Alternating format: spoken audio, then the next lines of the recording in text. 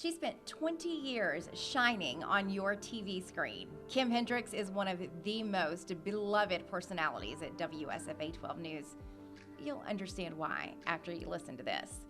And while she's not in news anymore, she is still a journalist at heart, still treasuring the experiences of that career, the characters she grew to understand, the coworkers she came to love, and the stories she lived to tell.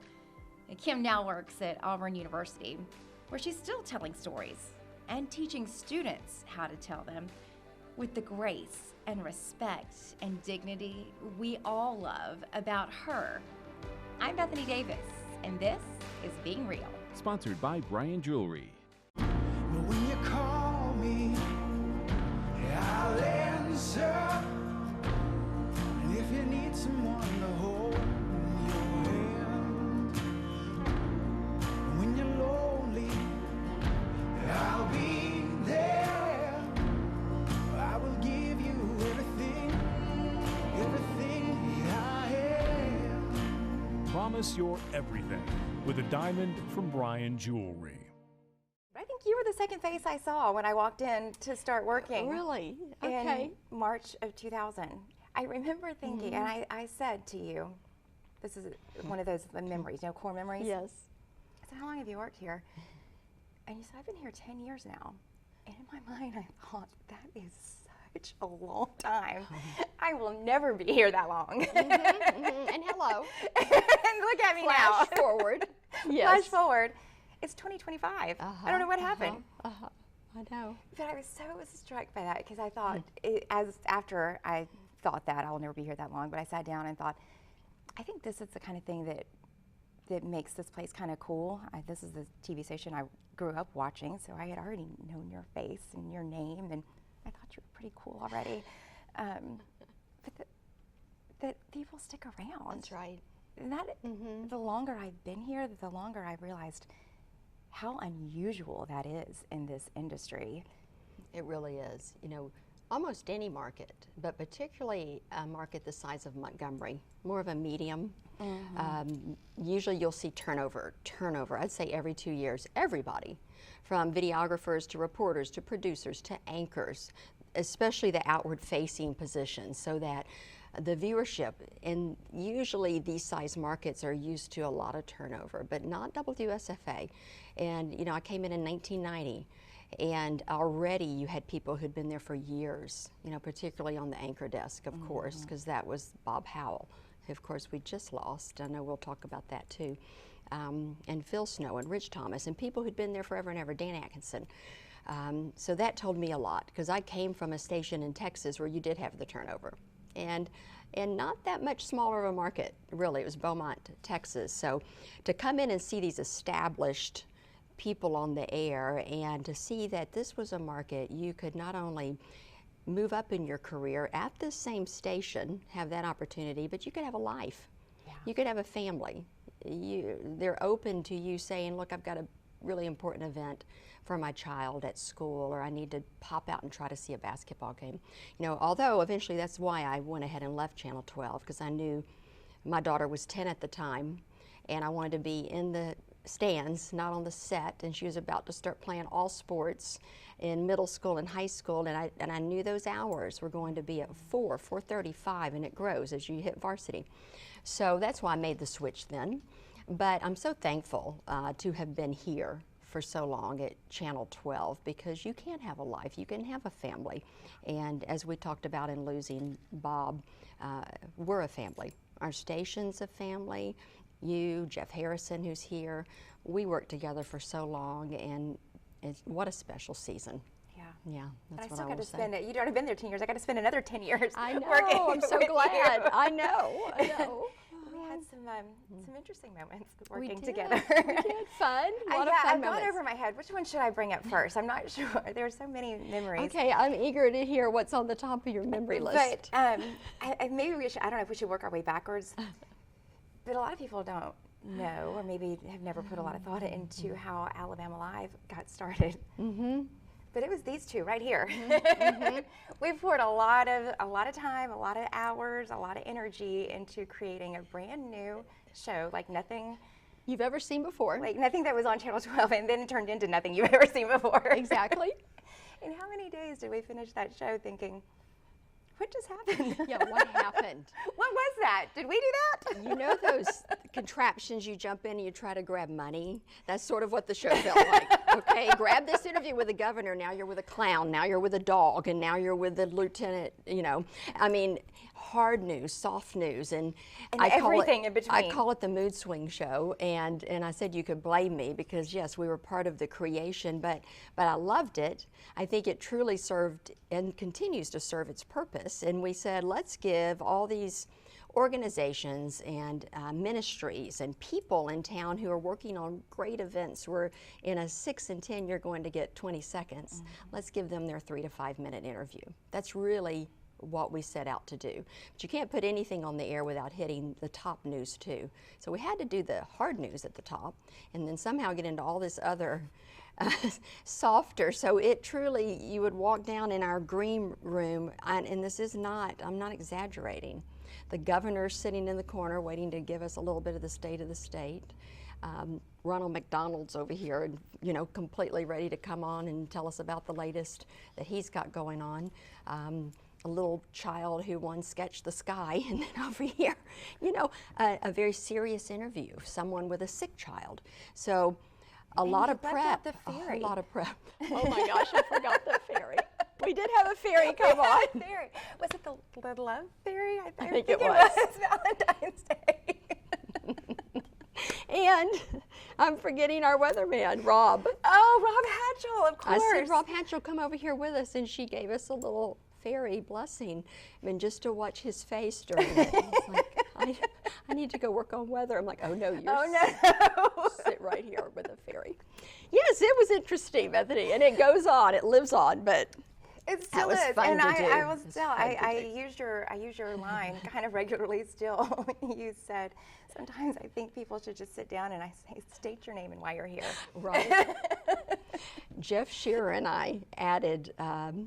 These are behind the scenes. Okay, we care about everything. We do. But because of that program, and it's so different.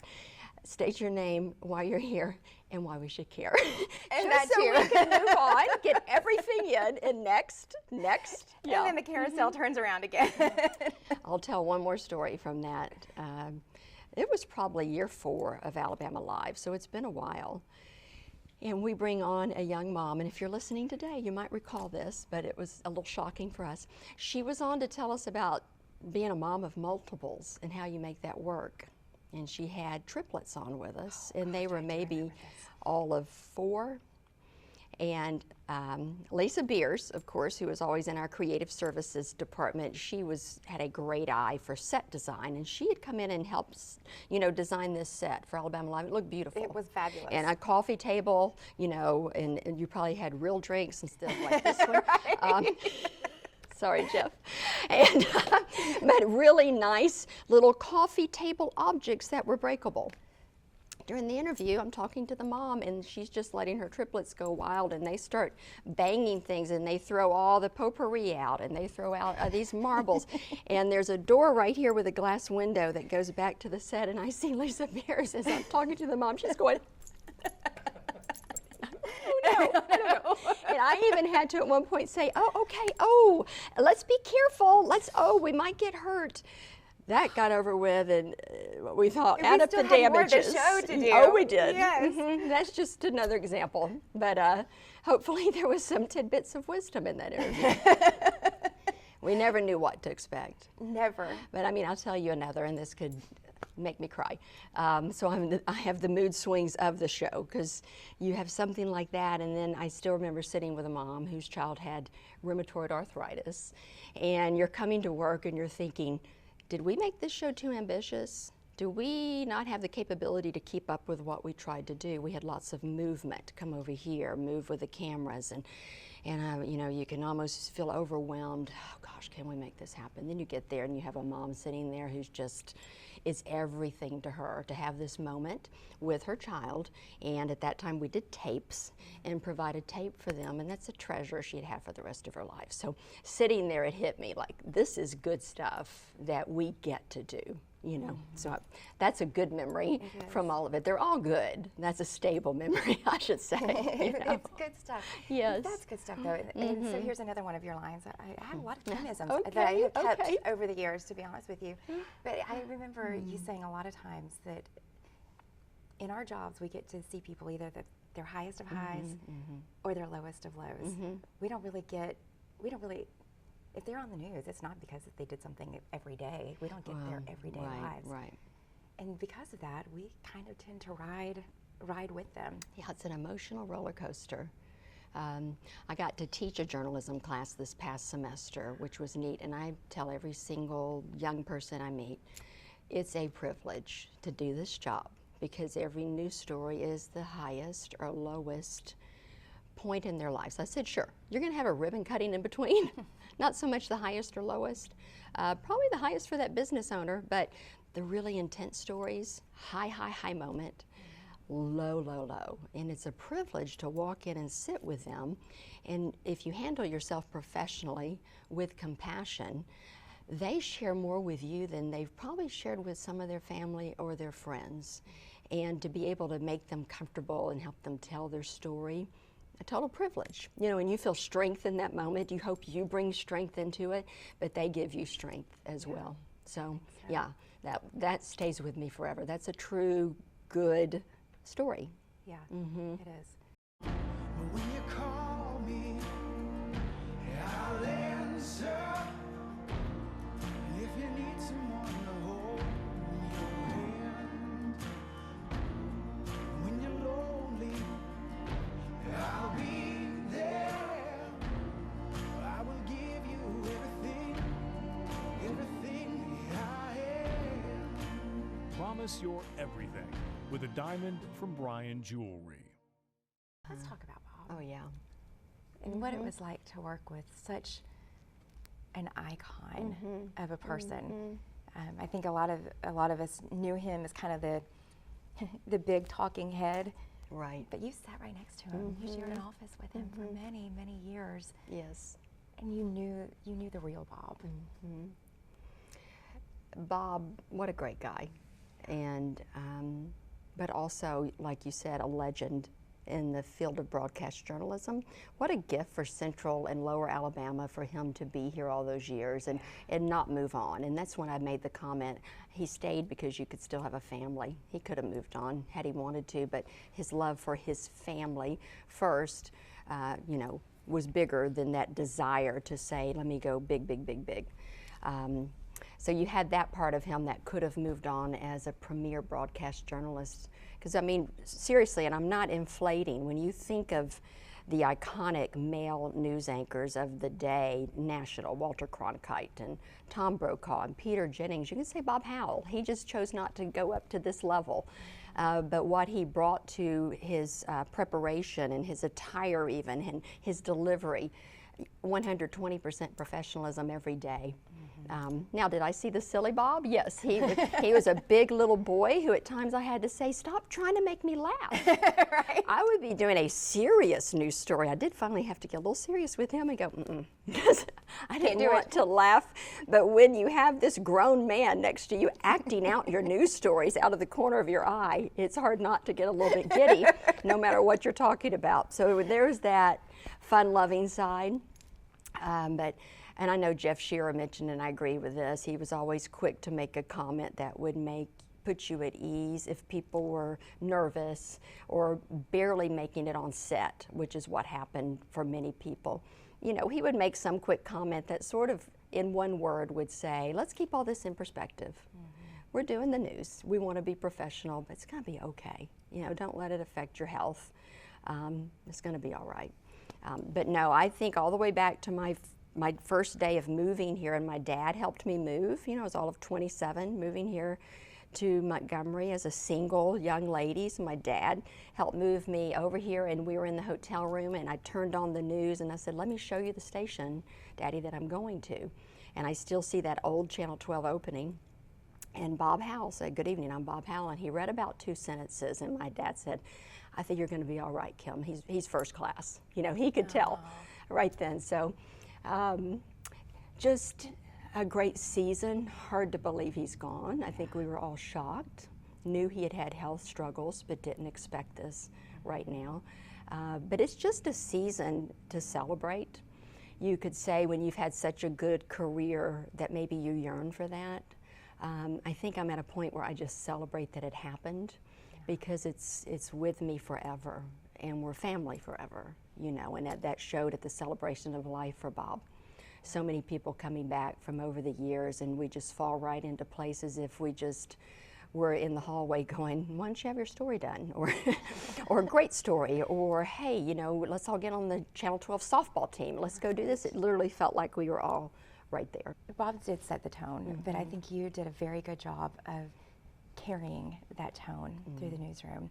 You were my example of how to carry that. Oh, thank you so much. Yeah, you know, you just hope that you're carrying yourself in a way where if anybody's watching, it's a good example. You know, no matter where you work, for your family. It's like I've shared with people before, we're all role models. It's just whether you're a good or a bad one, because someone's watching you. I think back, I love Charles Barkley, especially now working at Auburn University. And of course, you never know what he's going to say. But years ago, he would say, young people, I'm not your role model. Your parents your role model. Don't you look at me. And I thought, no, Charles, you are, though. You can say you're not, but they're watching you. So I just, you know, something that so many of us try to hold on to. How do we live every single day if someone's watching you and you're not even aware? What is your advice? What would you tell people like our intern William, who are stepping into this business, stepping into this particular newsroom after being away and kind of being on the outside looking in? Yeah. What would you say? Well, I would say, and I shared some of this in the celebration of 70 years for the station, come into this position knowing it's a privilege because of the stories we just talked about. It's a responsibility to carry somebody's story well and present it well for them. And come into this to be a true journalist, not an opinionist. And what hit me recently when I said this to the class that I got to teach, and these were juniors and seniors, I said, listen, I'm going to teach journalism, not opinionism. And I saw their faces look a little confused. I said, by that I mean you collect the facts, you do it with integrity, you share it without an opinion, and you let the viewers decide, what does this mean for my life? And again, they were looking at me, and I said, because so many newscasts now already tell you what you should think, or the way they report it says this is bad or this is good, and that shouldn't be the truth unless it's obvious, you know, a mass murder, anything hurting children. Of course, we all know where to stand on that. But the average news of the day, you should present the facts fairly, accurately, and let the viewers decide. And then I said, wait a minute, it's just hitting me. For the young people, the entire years you've watched the news, it's been nothing but opinionism. Watching a lot of national, not all, watching some local, not all. You just got to be careful, you know, because we're not here to tell you if you want this job because you think you know it all and you want to come on and tell the viewers how to live their life, then please don't get into the field.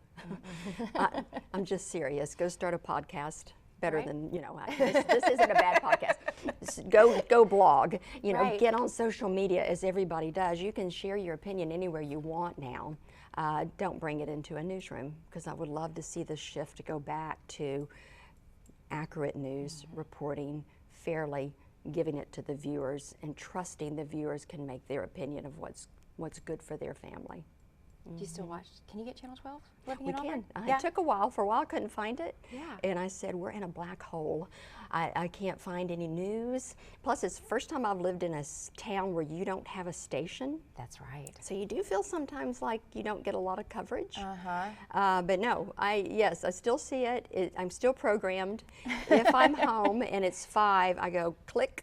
And my family will say, why are you putting the news on? You can find it on your phone. I go, no, I just need to see it. I need to take a look at it right here. You know, or I'll say, I'm getting older. I need to see the weather. I used to think with my dad, why do you need to see the weather? And I'm like, let me just look at the weather. I just need to see. And again, my daughter, the weather's on your phone. But no, I will click it on at 5 or 6 if I'm home. And I'm not busy. Now, is it appointment television anymore? It's not. But I think that's everybody with their lives now, because we Yeah. do know you can get it anytime. Because it is on your phone. That's right. That's right.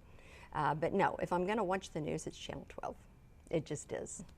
You talked a little bit about your family. We talked, and we have talked with a number of people as we celebrate 70 years at WSFA about how, number one, WSFA was a family, but it allowed you to have a family, which is also very unique about Right. Channel 12 in this particular industry, because this is not, as a whole, it's not a very family-friendly place. Right. The industry as a The whole. industry. Well, the schedule is tough. Because I'll tell young people, I love the career. It's just the schedule will get tough for your family. You just have to figure out how to navigate it for yourself. Everybody has to find their own way. Some people leave it. Some people adjust schedules. You know, I was fortunate to adjust my schedule many times before I did finally say, okay, I'm going to need to change my career, ultimately for my family. First, I came off the 10, you know, when Annie was maybe 3 or 4. You know, and then by the time I left, I was doing the 11 and the 5, and I would leave after the 5. And this is another fun story about Bob. I would walk out at, say, 5:45 after completing my 5 o'clock newscast, and he would point at me and he'd go, best schedule in the building. And I would point back and go, best salary in the building. Oh, good one. Touche. You know. Good one. So, you know, you do have to compromise at some point. That whole, you can have it all. I've told women before, if by having it all means the top job, the top salary, the corner office, and all the time you want with your family, you can't. But if living in, for me, the will of God in your life and knowing you're at the right place at the right time for where He wants you to be, then yes, you can have it all. But you've got to really think that through, what works for you with your life. So it was actually Susanna Schuler who told me one time, after we launched Alabama Live years later, and I don't even remember the exact conversation we were having, but the line stuck to me. And she said, stop trying to balance. It's never going to be a balance. Right. You will never be balanced at work and at home. There are times when your family is going to take the heavy load and they need it, and there are times when work is going to take the heavy load and it needs it. But I feel like I felt like I needed to hear that. I didn't know that already. But you already knew that. I have seen you. I've seen the scales tip for you both ways. Right, right. I always remember one day, it's probably 10 minutes before 5, and I'm doing the 5 o'clock newscast, and Annie's 1.5. And my phone rings, and I answer it, and I hear crying first. I hear Annie crying, and then my husband. This is a very high moment for him, a teachable moment. He said, honey, you need to stay calm. That's the first word I hear. But you need Instant panic. It's like hitting the panic button. You need to stay calm, but you need to come home right now. And I said, what's happened? Annie fell out of the new play set, which that was about a 6-foot fall for a little 1.5-year-old sitting. No. And I say, how did she land? On her head. I went, okay. And I'm like, have you called the doctor? Yes. And I was like, okay. I hung up the phone. I grabbed my purse. I walked out of the anchor suite, and I said to the producer deck, I said, I've got to go home. We've had an emergency with Annie. And I walked out. And I knew I could do that at Channel 12, you know. Plus, I had seniority by then. I'd been there a good while. I'd never done anything like that before, so they knew, but I was able to do it there. Another station, so you're in a big market, they probably would have fired you, or made your reprimand, or as that anchor, you would have never thought about it. But for me, I thought, okay, here I come, you know, praying all the way, and she was okay, by the way. Husband was put in timeout. Is that all? And it was okay. Right. Just a little time out. He'll want his 2 seconds to give his side of the story, but you're not getting it, honey. He's not here. That's right. That's a shame. That's right. Should have been here. But ultimately, as you said, it was your family that said you're going to have to make a change. You're going to have to step away from Channel 12. Well, it was me, for my family. Yeah. You know, Scott was on board with whatever I decided. It was me. I didn't want to miss that time. I wanted that time with Annie in the afternoons, you know, and then I, of course, wanted to be at all the athletic events. I just wanted more time with her, and I'm so glad I got it. I loved working at Channel 12, so people would always say, do you miss it? I'm like, yeah, I do miss it, but I don't regret that I made the decision when I did. You know, it was the right thing to do. Well, as you have gone on to other careers, and you've had a number, actually, of other positions since you left Channel 12. I can't hold a job now. 26 years in broadcast journalism now. No, they've all been communications or development related, and as I tell people, they all involve telling a story. Well, that's what I was going to ask. How do you feel like, it does feel like there's a common theme. Like, how do you feel like Channel 12 has still lived on through all of those other positions that you've held? When I left, I went straight to Annie's school, St. James School. And that was in development. I worked in that for 4 years. You're telling the story of St. James. You're telling the success stories of the students and why parents and others in the community should want to give and be a part of this. From there, I went to my church, Fraser. And each time, and I'm so thankful for this, you know, first the head of school said to Scott, would Kim want Annie's schedule? And that's how I ended up going on over there. And I'd been praying. I would like something where I'm really more in Annie's life, you know. So I went over there for 4 years, and then my pastor, Tim Thompson, at the time at Fraser, said, why don't you come on over here, you know, and run they had a TV station, still do, low-power TV station and communications. So I went over there and worked over there for about 5 years, and then I got a call that someone had been named dean and said, you should come over here and work in the College of Human Sciences. And I remember telling Scott, well, I'll just walk through this and see what happens. Annie was a student at the time, and so I walked through the many interviews that it is Auburn, and doors opened, and here I am. I've been here now 5.5 years, and now I'm telling the story of the College of Human Sciences and the students and the faculty, all the successes that go in to that college, both to let prospective students know who are interested in any of the many multiple programs offered in human sciences, is that where I want to go? Help parents understand who we are, and of course donors too. I'm not in development, but all of that goes like this. So yeah, and sure, when I was with the church, telling the story of, you know, of Christ in your life, and life-changing news. So every step has been a little bit different. It can be a challenge, you know, every new place is a change, but there's that common thread because the heart of journalism is telling a good story. Yeah. And doing it with accuracy and always compassion and empathy too. When you think about Channel 12 and your experience there, what are the words that come to your mind? A family first, integrity, laughter, some tears too, but just, wow, gratitude, you know, that it happened. You know, that Dr. Seuss line, I think it is, don't cry because it's over, smile because it happened. So true, not many people get an opportunity to experience something like that. So yeah, it's good stuff. Kim's light may not be shining on the screen anymore, but it's nowhere close to dimming. She's as bright as ever as she navigates this season of shining what she knows and loves in just a slightly different direction. And that's what makes her real.